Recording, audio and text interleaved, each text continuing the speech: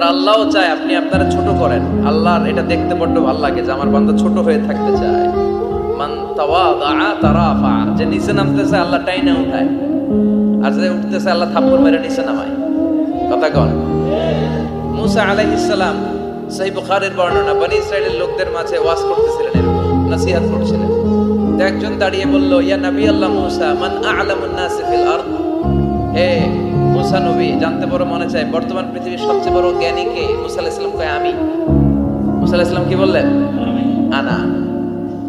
আসলে কথাটা ঠিক। আল্লাহ যখন যে নবীকে পৃথিবীতে পাঠায় তখন তাকে সবচেয়ে বেশি জ্ঞান দিয়ে পাঠায়, সেই হিসেবে ঠিকই উনি সবচেয়ে জ্ঞানী। কিন্তু উনি এইভাবে নিজেকে সবচেয়ে বড় জ্ঞানী বলে দিবে, এটা আল্লাহর পছন্দ হয় না।